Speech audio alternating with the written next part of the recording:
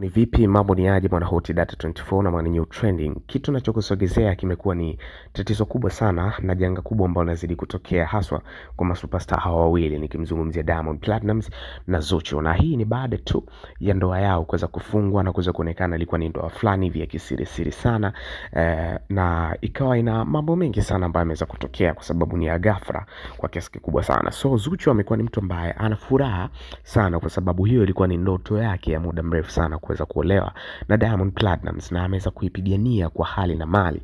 Lakini kuna watu ambao wamekuwa wakimzunguka, hawa wameweza kuchukizwa sana na kitendo hicho kwa sababu wamekuwa ni vikwazo vikubwa sana vya kuweza kuona ndoa ya Diamond Platnumz na Zuchu isiweze kufanikiwa. Sasa tunazidi kuona Zuchu kila siku bwana amekuwa ni mtu tofauti kuweza msifia sana Diamond Platnumz kwa vitu mbalimbali ambavyo anavifanya. Tumeona kwenye show yake ambayo ameipigia kipande cha London pale Royal Albert, ameweza kuexpress hisia zake kubwa sana kwa namna ambavyo Diamond Platnumz amekuwa mtu ambaye anamuinspire sana kwake, lakini pia ni mume wake kwa hivi sasa. Lakini pia kadri ambavyo Diamond Platnumz anakuwa anamuita Zuchu mume wake, ni mke wake, ndivyo ambavyo anazidi kuwa ni mtu ambaye ana furaha zaidi, na chuki zinazidi kuongezeka baina ya watu ambao wanamzunguka, kama ambavyo tulikuwa nasikia wakina Esma Platinum walikuwa kubari Zuchu kwamba aweze kuolewa na Diamond Platnumz, lakini pia kina Mange Kimambi. Hizi vita zinazidi kuwa ni ngumu sana kwa upande wa Zuchu kiasi cha kwamba kuna wakati anakuwa ana feel kama yuko lonely sana, japokuwa akikumbuka kwamba ameolewa na Diamond Platnumz